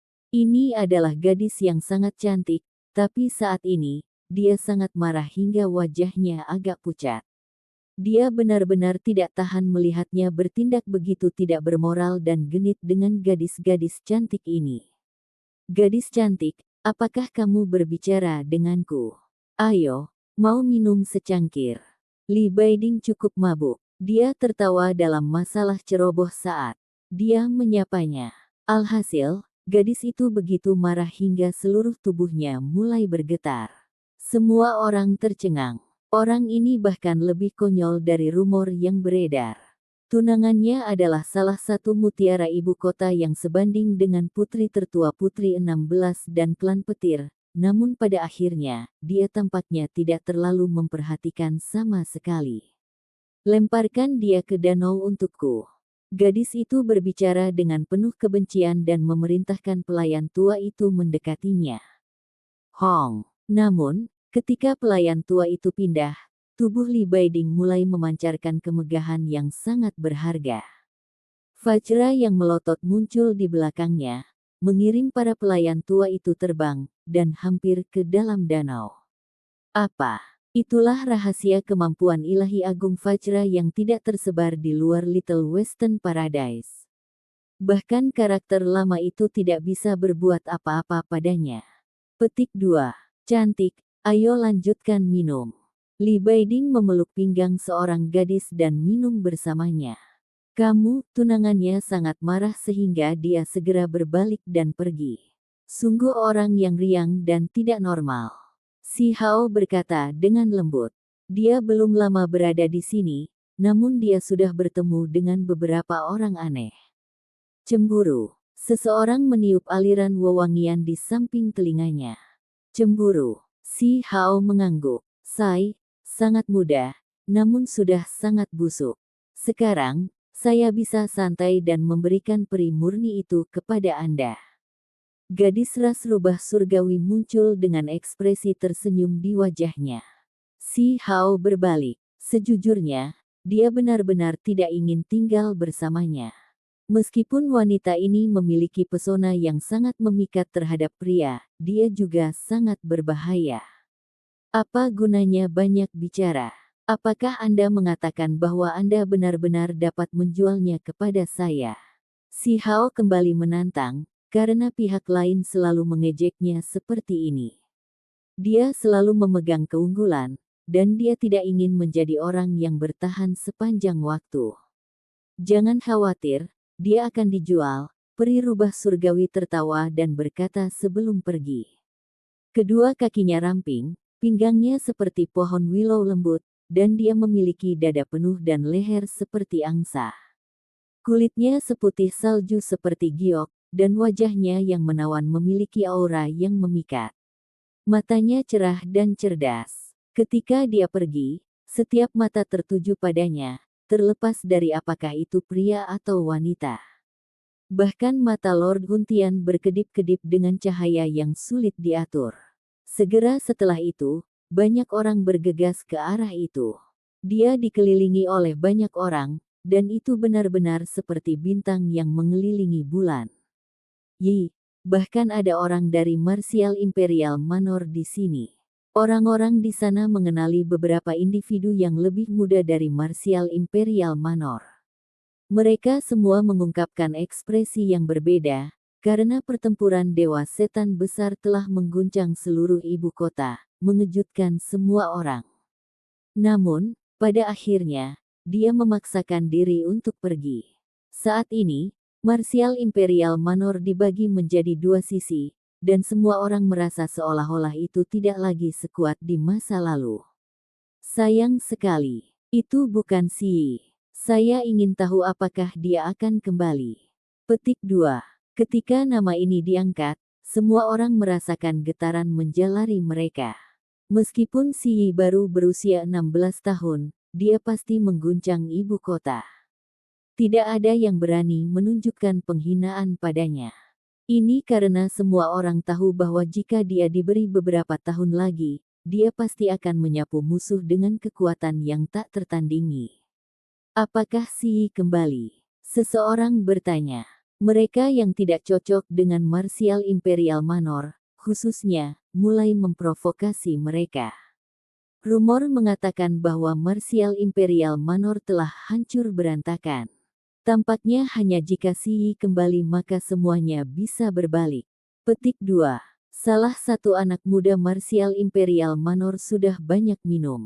Terlalu banyak hal yang terjadi baru-baru ini, jadi ada banyak tekanan di dalam klan. Akibatnya, dia benar-benar melepaskan diri di sini dan minum sampai kenyang. Jelas bahwa dia sebagian dari garis keturunan Dewa Setan Besar. Dengan suara mabuk, dia berteriak, "Apa yang kalian ketahui? Martial Imperial Manor saya tidak hanya memiliki Xi. Masih ada seseorang yang merupakan makhluk tertinggi yang terlahir secara alami. Dia tidak akan mentolerir semua penghinaanmu." Petik 2. Hahaha, apa yang baru saja kita dengar? Masih ada makhluk tertinggi yang lahir alami. Beberapa dari mereka mulai tertawa keras. Apakah kalian berpisah atau apa? Apakah Anda akan membuat Manor Dewa Setan? Hahaha. Jika kalian membesarkan Xi, maka kami bersedia memberikan rasa hormat kami, dan semua orang yang seumuran akan setuju, karena tidak ada seorang pun di negara batu yang menjadi lawannya. Dia layak menyandang gelar pemuda tertinggi. Saya tahu bahwa Anda adalah keturunan Dewa Iblis Besar. Tetapi tidak ada gunanya terus berbicara seperti ini. Selain Xi, klan Anda harus bergantung pada siapa? Ada beberapa orang yang sangat kasar dan berbicara dengan mencibir. Kata-kata ini secara alami memicu sedikit diskusi. Ada beberapa yang mengangguk, dan ada yang mendesah kasihan. Kudengar Xi juga akan kembali. Apakah ini benar? Jika dia menunjukkan dirinya, maka itu akan menjadi sesuatu yang dinantikan juga. Namun, jangan memunculkan beberapa dewa tertinggi yang lahir secara alami. Beberapa orang tertawa dan berkata, "Itu benar. Awalnya, bangsawan kami masih memiliki anak lain yang merupakan penguasa lahir alami bernama Xi Hao." Orang itu memarahi dengan keras. Suaranya mengguncang seluruh danau di depannya, dan dua kata Xi Hao menghantam telinga semua orang seperti kilat. Ini adalah petugas prajurit King Kong atau Buddha. Episode ke-290, dengan judul Peri dari Wilayah Lain. Langsung ke dalam alurnya. Dewa tertinggi yang lahir alami. Kamu benar-benar berani mengatakan sesuatu seperti itu. Banyak orang mengerutkan bibir dan tidak percaya sama sekali. Ini adalah judul yang sangat kuat yang sedang kita bicarakan di sini. Tentu saja, tidak semua orang mengira ini bohong. Saat tinggal di ibu kota, mereka masih mendengar beberapa informasi yang bocor tentang bagaimana si Ziling membalikkan Martial Imperial Manor tahun itu. Selanjutnya, Dewa Iblis Agung telah membuat semua ibu kota dalam kekacauan belum lama ini. Saat itu, dia berteriak dan mencaci maki karena marah. Meskipun dia tidak secara terbuka mengungkapkan semuanya ke seluruh kota dan hanya membatasinya ke Martial Imperial Manor, mereka yang lebih tertarik masih bisa mengumpulkan sedikit. Kamu mabuk. Individu lain dari Martial Imperial Manor berteriak. Dia meraih orang yang mabuk itu dan mengguncangnya untuk mencoba menenangkannya. Aku tidak mabuk. Berhenti memblokir saya. Dia meronta dengan marah. Wajahnya benar-benar merah. Lupakan saja, jangan perhatikan pemabuk itu. Ada seseorang yang berbicara dengan lembut. Orang-orang di sekitarnya mulai berpencar. Mereka semua masih merasakan ketakutan yang menahan diri terhadap Martial Imperial Manor. Meskipun mereka saat ini terbagi, klan itu benar-benar tidak kekurangan ahli. Masing-masing dari mereka luar biasa. Bahkan ada sedikit kebutuhan untuk berbicara tentang Dewa Setan Agung. Dia cukup untuk menakut-nakuti seluruh generasi, dan bahkan Raja Bangsawan sekarang bukanlah lawannya. Sedikit di bawahnya adalah Si Ziteng yang bergabung dengan Danau Roh Iblis. Ini adalah tanah terlarang yang bahu-membahu dengan pegunungan Archaik Divine. Siapa yang tidak takut dengan tempat seperti itu? Orang-orang ini semua memiliki teknik yang luar biasa dan menangani masalah dengan kejam. Bakat bawaan mereka sangat luar biasa. Selain ini, masih ada Si Ziling, yang dikenal sebagai ibu kota yang jenius. Saat itu, dia mengalahkan semua orang dalam generasinya, dan pada akhirnya ketika dia pergi, bahkan 4 leluhur klan Martial Imperial Manor tidak bisa menghentikannya. Di bawahnya adalah Si Yi, dewa yang lahir alami. Dengan 2 muridnya, dia benar-benar tak terkalahkan. Dia adalah sosok yang mempesona segera setelah dia lahir, menjadi salah satu pemuda tertinggi negara batu yang paling menakjubkan. Tidak ada yang bisa memprediksi seberapa jauh dia akan mencapai masa depan. Bagi mereka yang bermusuhan dengan Martial Imperial Manor, mereka bersukacita di divisi, tetapi mereka masih tidak berani menyinggung perasaan mereka secara sembarangan. Musik seruling yang menenangkan terdengar, menyebabkan keributan di sini memudar dan kebisingan itu menghilang. Semua orang melihat ke arah tepi danau. Apa yang mereka lihat adalah seorang gadis berpakaian putih yang terbawa angin. Rambutnya terangkat ke atas saat seruling diletakkan secara horizontal di bibirnya. Musik yang indah menggerakkan langit dan bumi. Peri itu telah tiba. Banyak orang berteriak ketakutan setelah mengenali siapa dia. Ini adalah tamu terhormat Pangeran 19. Masih belum ada orang yang tahu identitasnya, tetapi dari sikap Pangeran 19, jelas bahwa latar belakangnya mencengangkan. Setidaknya dia seharusnya berasal dari pegunungan Archaik Divine. Mereka yang mendapat informasi baik mengetahui bahwa dia telah berkunjung ke istana kaisar dan berbicara dengan kaisar manusia sendiri sepanjang malam. Ini menciptakan spekulasi yang tak ada habisnya. Tidak mungkin selir kekaisaran lain, kan? Berhenti berbicara omong kosong. Bahkan para bangsawan tidak berani mengatakan apapun, jadi orang sepertimu harus mengurangi gosip. Nenek moyang klan saya mengatakan bahwa dia berasal dari luar daerah ini. Secara alami ada orang yang tahu lebih banyak tentang mereka, dan mereka tahu bahwa peri murni dan roh rubah yang menyihir itu memiliki latar belakang yang luar biasa. Banyak yang telah diperingatkan untuk tidak bertindak sembarangan. Air danau itu berwarna biru tua tanpa satu pun kotoran. Gadis itu seperti peri saat dia memainkan alat musik dengan keterampilan yang sempurna. Saat dia berdiri di danau dalam balutan gaun seputih saljunya dengan rambut hitam berserakan di belakangnya, seolah-olah dia bukan bagian dari dunia fana ini. Wajahnya tertutup kerudung, tapi ini hanya berkontribusi pada aura dunia lain. Sepasang matanya tertutup kabut berkabut, tatapannya membuat orang-orang tersentuh. Bibir merahnya sangat indah, dan seruling gioknya berkilauan. Keduanya bersama-sama seperti pemandangan langsung dari lukisan. Musik dari seruling itu terlalu luar biasa, seolah-olah ada simbol ketuhanan yang melompat dan membersihkan jiwa setiap orang. Semua orang dengan cepat tenang, dan tidak banyak orang yang berbicara dengan lembut lagi. Ini seperti musik surga, mempesona semua orang. Cahaya tersebar turun dari seruling giok. Bintik-bintik itu menari-nari dengan kecemerlangan yang berkilauan. Tempat itu tampak indah dan cemerlang saat cahaya menari-nari di sekelilingnya seperti kelopak bunga. Ini membuatnya tampak lebih ilusi dan dunia lain, seolah-olah dia akan terbang menjauh. Dia tidak membutuhkan siapapun untuk memujinya. Dia benar-benar memiliki penampilan peri, terisolasi dari dan di atas seluruh dunia. Penampilannya membuat banyak orang di sekitarnya tampak kotor dan selamanya tidak bisa mendekatinya. Suara seruling terdengar di udara. Tunas di tepi danau tumbuh saat bunga-bunga bermekaran. Setelah dihujani oleh sejenisnya, mereka dipenuhi dengan vitalitas. Lebih jauh lagi, banyak kupu-kupu berwarna-warni yang berterbangan di taman yang jauh tertarik oleh aura suci dan terbang mendekat. Mereka membentuk pemandangan yang spektakuler dan indah di tepi danau saat mereka menari. Selamanya tidak bisa didekati. Seseorang menghela nafas. Beberapa orang berbalik dan tanpa diduga melihat Li Baiding. Orang ini sangat kuat dan jarang memiliki musuh dalam kelompok usianya karena bakat dan keanggunannya yang luar biasa.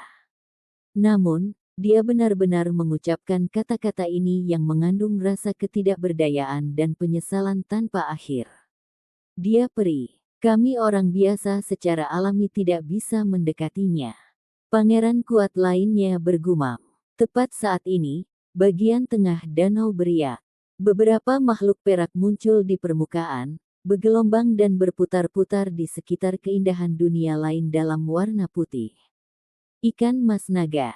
Sungguh makhluk jenis ini. Hanya ada sedikit di dalam seluruh danau ini, dan efek pengobatannya sangat kuat, memiliki kecerdasan yang kuat. Ini sedekat mungkin dengan orang berdarah murni. Petik 2. Beberapa berteriak ketakutan. Ini adalah makhluk langka yang dibesarkan secara pribadi oleh Kaisar Manusia, dikabarkan sebagai salah satu dari 8 harta kuno. Setelah bertahun-tahun, jumlah mereka masih sedikit. Tingkat kelangsungan hidup mereka terlalu rendah. Setelah itu, lebih banyak ikan mulai muncul dari danau, menghasilkan setiap warna di bawah matahari saat mereka menari di bawah air. Kemudian, burung-burung di udara juga terbang. Ada bangau berbulu merah tua, nada pelangi, dan bahkan burung merak. Semua burung dari taman muncul saat mereka menari dan terbang. Bulu cerah mereka bersinar dan tampak sangat indah. Pada saat ini, apakah itu langit, danau, atau rumput di tepi danau? Mereka semua penuh dengan vitalitas. Burung, kupu-kupu, ikan karper naga, dan makhluk lainnya semua melilit peri saat pancaran cahaya tersebar keluar. Tiba-tiba, teriakan panjang memecah kedamaian di sini. Seorang pemuda dengan rambut acak-acakan muncul. Dia berusia sekitar 20 tahun dengan kepala penuh rambut merah tua dengan baju besi berwarna darah. Dia menerjang dari kejauhan seperti komet. Hahaha, akhirnya aku menemukan peri itu. Dia tak henti-hentinya tertawa. Dia tampak sangat gagah dengan aura yang ganas. Semua orang awalnya dalam keadaan pingsan saat mereka tiba-tiba diganggu. Setelah sadar kembali dari keadaan tenang seperti itu, mereka semua sangat marah. Laki-laki ini merusak suasana hati yang indah dan tenang. Peri, aku telah mengikutimu sepanjang perjalananmu, saat bepergian melintasi daerah. Bagaimana Anda selalu menghindar dari saya? Matanya bersinar dengan sinar cahaya yang bergairah. Kamu siapa? Segera pergi. Beberapa orang berteriak, bahkan lebih banyak orang diliputi keterkejutan. Pria ini bepergian ke berbagai daerah. Dia bukan dari gurun besar. Ini terlalu mencengangkan. Zen, jika kamu masih merepotkan, jangan salahkan nona muda kita karena tidak sopan. Seorang pelayan berdiri dari tepi danau saat dia menegur dengan keras. Siapa yang peduli dari mana asalmu? Jangan ganggu peri. Pindahkan itu. Hanya ada orang jenius di sini yang muda dan berbakat. Banyak dari mereka yang berteriak dengan marah. Bagaimana kalian bisa mengontrol saya? Dia mencibir pada orang-orang yang mendekat saat dia menyatakan. Dia meledak dengan aura yang kuat dan mengguncang serta memercikkan air danau. Beberapa dari mereka mulai memarahi individu berambut merah saat mereka mengaktifkan artefak berharga mereka dan menyerang ke depan. Namun, dengan satu teriakan keras, pemuda berambut merah itu memancarkan sinar cahaya yang menyilaukan dari matanya dan semua artefak berharga meledak di udara. Dalam sekejap mata, tepi danau menjadi sunyi senyap. Banyak orang gemetar ketakutan akan kekuatan absolut ini. Wilayah Anda akan menjadi kacau. Semua dewa telah layu, dan Anda semua akan segera kehilangan cahayanya. Namun Anda berani menunjukkan permusuhan terhadap saya. Dia berbicara dengan dingin. Hentikan perilaku kasarmu. Lord Huntian berbicara. Identitasnya di sini luar biasa, menjadi penguasa negara batu yang kuat dan termuda. Dengan suara weng, penggaris darah membumbung ke langit. Laki-laki bernama Zen mendengus. Dia mengangkat tangannya dan langsung menekan ke bawah, menangkap penguasa darah. Ada yang tidak beres. Ini adalah penguasa darah iblis. Dia terkejut dan dengan cepat menarik tangannya. Dia berteriak kaget, artefak brilian dari zaman kuno. Zen, karena kakak seniormu, aku tidak ingin bertengkar denganmu. Lebih baik jika kamu pergi begitu saja. Di samping danau, peri yang lembut dan kabur berbicara. Dia sudah mengambil tindakan, menyegel ruang dan tidak membiarkannya bertarung melawan Lord Huntian. Penguasa darah iblis berhenti sejenak sebelum kembali ke tangan pemiliknya Lord Huntian. Haha, menarik. Adik laki-laki dari klien yang dilindungi datang untuk mengejar peri suci sekte itu. Hehe, apa kamu mencoba untuk mencuri dia? Tidak jauh dari situ, wanita licik itu berbicara. Kecantikan yang mempesona, kamu juga di sini. Zen membuka mulutnya. Matanya berkedip, tetapi segera setelah itu, dia berbalik dan terus memusatkan pandangannya pada peri dan melupakan yang lainnya. Tatapan peri di danau berkedip-kedip. Dia tidak ingin diganggu, dan dengan seruling giok sekali menempel di bibirnya, suara ilahi bisa terdengar. Simbol yang berkembang terbang satu demi satu. Suasana tempat ini langsung berubah. Zen terkejut saat dia terus mundur. Dia merasa seolah-olah dia dihancurkan oleh gunung emas besar saat dia dipaksa kembali. Dia mengeluarkan teriakan keras. Auranya sangat ganas, seolah-olah dewa iblis telah muncul di dunia ini. Seluruh taman mulai berguncang, seolah-olah hampir terbelah. Semua orang menjadi tercengang. Seberapa kuat pria ini? Dia baru berusia sekitar 20 tahun, namun dia sudah memiliki kekuatan semacam ini. Sangat sulit bagi mereka untuk percaya. Zen, itu sudah cukup. Kamu harus pergi. Peri di tepi danau berbicara. Dia mengeluarkan catatan terakhir. Simbol emas berubah menjadi karakter nyata yang terus membesar. Pada akhirnya, itu hancur seperti gunung dan turun ke laki-laki berambut merah tua itu. Dia memuntahkan seteguk besar darah. Dia kemudian berbalik untuk pergi, berkata, "Peri, aku akan kembali. Bahkan jika saya kehilangan 10 kali lagi, hati saya tetap tidak akan berubah." Petik 2.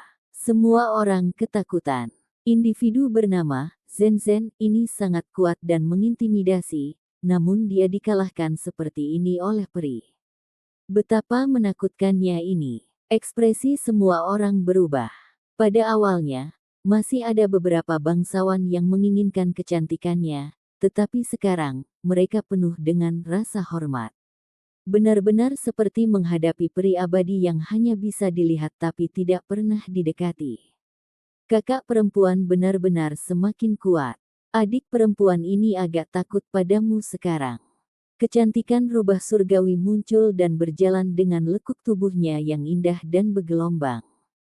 Gaunnya melayang di belakangnya, dan lengannya yang seperti lotus berkedip-kedip dengan cahaya. Matanya penuh dengan kehidupan saat dia menunjukkan penampilan yang mempesona. Apa yang harus ditakuti? Kami berdua bisa berdiskusi dengan baik. Tidak perlu hal seperti itu.